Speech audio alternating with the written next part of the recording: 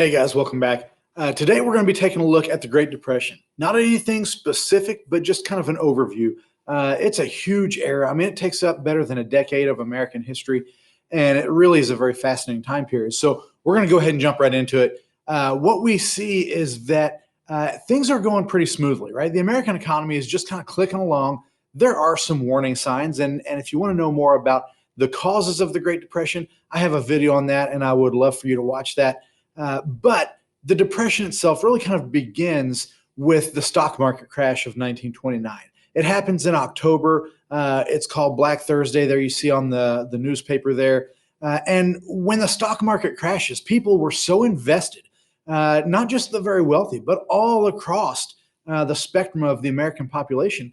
People had been putting a lot of money. This was what they were counting on. It had been doing so well that anybody thought that they could probably retire fairly wealthy, do very well for themselves in the stock market. Well, when it crashes, people lose their life savings. Everything that they had put away was now suddenly gone for a lot of people. Right? We also see that in the same time period, banks begin to close. They were closing because they had bad lending practices, because they had made bad investments. There were these bank runs where the rumor was that the bank was going under. People would run to the bank to get all of their money out. Only the banks didn't have enough cash on hand to give all of the money back to people. And so they gave back what they could. And then when they could no longer give people their deposits back, they closed down. And a lot of people lost their life savings that way as well. If you had put your money in the bank because it was safe and it was stable, well, now all of a sudden that's gone. We also saw an incredibly high rate of foreclosure on homes, and particularly in farms in rural America. We're seeing foreclosure rates that were insane. And for a lot of people, their home is their biggest asset. It's what they've put the majority of their money into. And so again, here we see people who are losing everything. Are you starting to get a theme here since the continuity? Stock market, home foreclosure, bank runs, everybody is losing everything that they've got. It is a terrible, terrible situation to be in. We're also going to see that incomes are going to fall in this period by over 50%. In the 1920s, incomes had been on the rise. They had been growing, and it led to this incredibly prosperous time. But now that we're in the Depression, we're not going to see the opposite is going to happen, right? Incomes are going to fall. And it's going to mean that, okay, you're fortunate if you've got a job, but even if you've got a job, even if it's a stable job, your income, your purchasing power today is less than what it was a few years ago. Unemployment is going to reach 27%. That is enormous. 27%. We've never seen anything like it, never seen anything else close to it. This is tremendous. I don't even know what else to say about this. 27% is an astronomical number. We panic when it gets into 10%, right? Right now, it's about 7%. So we've seen it as low as 3% in the not too distant past. But 27% is a big deal. A lot of people are struggling. Of those that are still employed, a lot of them are what today we would call underemployed. They're not working in the field that they wanted to. They're not working in the field of their experience. They're getting paid far less to do work that they were not trained in. There's a lot of different things going on here. So unemployment is 27%. It's actually much higher than that when you consider the underemployed. And again, 50% income decline. Now, industrial production, this kind of comes from that high unemployment rate. Industrial production is falling, and it has fallen by 47%. If we're making half of what we were a few years ago, we don't need all the same employees. If we're only making half of what we were, we can't afford to pay the employees that we've got a good wage. We're also going to see that gross domestic product, what we're making in this country, has fallen by over 30%. So it's really not a good sign when we simply cannot make what we could, I suppose, but nobody would buy it, right? What we are making is far below what we had just a few short years ago. You're also going to see a lot of homelessness. You can see these things kind of one leads to the other, leads to the other. When production falls, unemployment is going to rise. When unemployment rises, homelessness is going to rise. And so we see a lot of people who have no other place to go. They wind up being homeless. And a lot of these people are going to wind up in these little shanty towns on the outskirts of cities or in abandoned lots. And they begin to nickname these things Hoovervilles. That's after President Herbert Hoover. A lot of the bad things that were going on, let me be clear, he was not the cause of it. He couldn't put an end to it. We'll talk more about that when we talk about FDR, but this was not his fault. But he does get a lot of the blame by people who were living in that time, saying that he hadn't done enough. Well, they wind up in towns or these little shanty towns that they call Hoovervilles. They're using what they called Hoover blankets, which were newspapers, right? There were all sorts of different things that had kind of taken his name by people of the time. I'm going to zoom in because I think this is an interesting picture.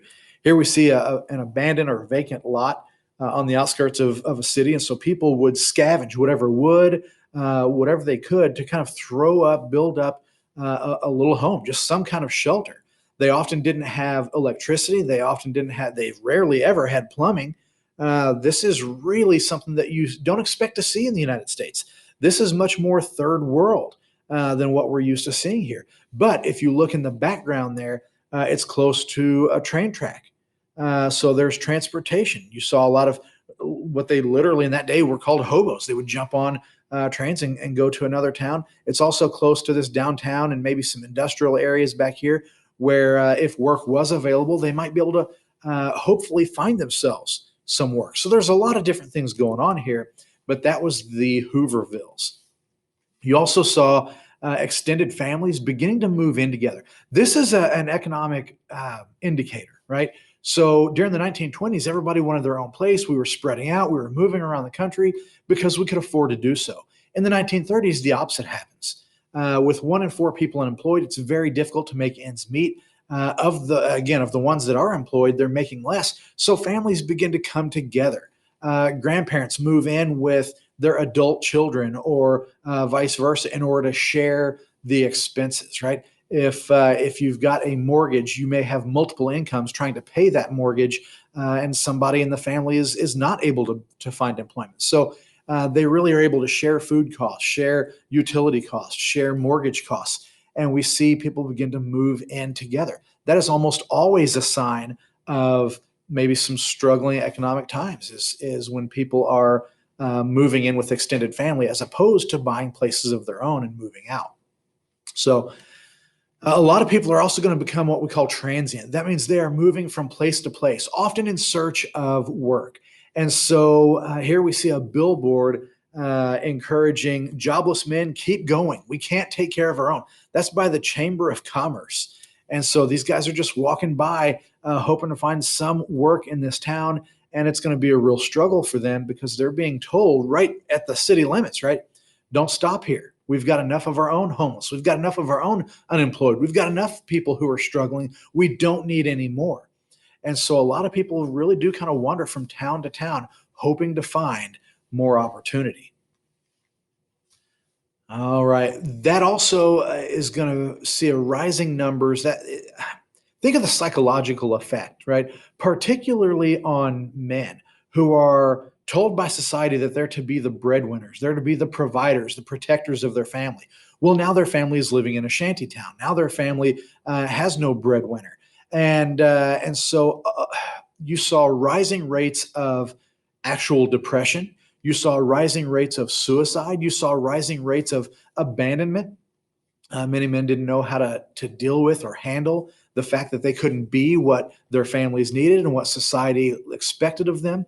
And so they simply thought, well, my family may be better off without me. You saw a lot of men. Some were transient. Others had just left, abandoned their families because they couldn't deal with the psychological effects of the depression. And then we saw others still that would commit suicide, and really just again a sign of the times, how bad things had gotten, that such high numbers of depression, abandonment, suicide, and so forth. Really kind of an ugly thing going on there. Now, in the midst of the Great Depression, the hits just keep on coming. This thing is so bad And for a large part of the country, particularly in the Great Plains, we see the Dust Bowl. Now, I'm not going to get into a lot of specifics on the Dust Bowl. It's a big enough deal that it warrants a video of its own. And so please make sure that you watch that. It is fascinating. It's an absolutely incredible time, but it is incredibly hard on the Great Plains. And it causes, again, a higher rate of foreclosure and people giving up on their farms and moving further west adds to that transient problem. But it was a very big deal, and it lasted for years. Absolutely lasted for years. Check out the causes, the effects of the Dust Bowl on that video, if you will. Now, life for an awful lot of people looks dramatically different in the 30s than it did in the 1920s. Now it includes unemployment lines, and here we see soup kitchens and bread lines. A lot of uncertainty. Instead of getting up and going to work and taking care of your family, a lot of men would get up and they would immediately go to the job or the unemployment line, right? There are these job postings, and you could see a line of men, sometimes blocks long, waiting in line for a job posting. There were usually a few, but usually only a few. And so a lot of the men who got up and went to those lines, if they didn't get there early enough, they were not going to get any work. Sometimes it was only for a few days, a few weeks. It was usually temporary. Sometimes it could work its way into something more stable or more steady, but it was rare. And so most of those men missed out when the job postings for the day had all been taken. A lot of those people moved over and went to soup kitchens to get a meal, or bread lines so that they could grab a day-old loaf that hadn't sold in the hopes of bringing something back to their family. When that's how you have to provide for your family, that is a really, really tough thing. So here we see a whole bunch of men who are standing in line for soup and bread, and really just kind of a devastating thing to see. That was reality for a lot of people. The Great Depression was hard to put into words because we just simply can't relate to that type of hardship, that type of reality.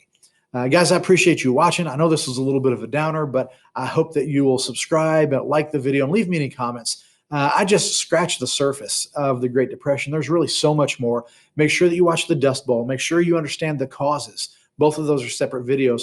And come back and take a look at FDR and the New Deal as we start to figure out, well, how are we going to deal with this depression and try to lift ourselves out of it?